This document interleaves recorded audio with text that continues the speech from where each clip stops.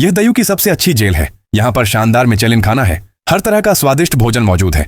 लेकिन इस जेल की सबसे खास बात यह है कि यह एक खड़ी हुई जेल है। ऊपर से नीचे तक कई मंजिलें हैं। जेलर हर दिन रसोई में होता है और 100 तरह के लाजवाब खाने बनाता है, जिन्हें एक प्लेटफॉर्म के जरिए ऊपर से नीचे तक भेजा जाता है। हर मंजिल पर 2 कैदी होते हैं जो हर दिन बेसब्री से उस खाने का इंतजार करते हैं जो ऊपर से गिरता हुआ नीचे आता है। पर असलियत बहुत ही डरावनी है, क्योंकि खाना जब ऊपर की पहली मंजिल पर पहुंचता है तो उसे वहां के कैदी इतना बर्बाद कर देते हैं कि नीचे आते आते वह बिल्कुल झूठन बन जाता है। किसी को नीचे वालों की परवाह नहीं होती। 48वीं मंजिल पर एक बूढ़ा कैदी तकिया जमीन पर फेंक देता है, घुटनों के बल बैठ जाता है, कमर की बेल्ट खोलता है और कहता है इससे ज्यादा खा सकता हूं। जैसे ही खाना नीचे आता है वह प्लेट पर टूट पड़ता है और जो कुछ भी बचा है उसे तेजी से निकलने लगता है। उसी कमरे में नया आया एक मजबूत नौजवान यह सब देखता है और घिन से भर जाता है। नौजवान को बहुत गंदा लगता है। वह बस एक सेब उठाकर अपनी जेब में रख लेता है। 1 मिनट बाद प्लेट नीचे चली जाती है। बूढ़ा तृप्त हो चुका होता है। तभी कमरे का तापमान अचानक बढ़ने लगता है। बूढ़ा घूर कर देखता है और कहता है यह इसलिए हो रहा है क्योंकि तूने खाना छिपाया है। यहाँ खाना कमरे में नहीं बचाया जा सकता। अगर ऐसा किया तो तापमान तब तक बढ़ता जाएगा जब तक हम जल न जाएं। नौजवान डर के मारे फौरन सेब नीचे फेंक देता है और कमरे का तापमान सामान्य हो जाता है।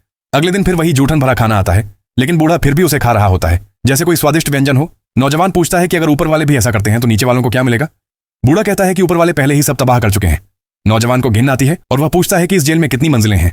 बूढ़ा जवाब देता है कि उसे नहीं पता। वह सबसे नीचे 132वीं मंजिल तक गया है, पर उससे नीचे भी बहुत सी मंजिलें हैं। नौजवान फिर पूछता है कि नीचे वालों को खाना कैसे मिलता है। बूढ़ा कहता है कि शायद नहीं मिलता। तब नौजवान पूछता है कि तू अब तक जिंदा कैसे है। बूढ़ा मुस्कुराता है और कहता है कि उसके पास अपना तरीका है।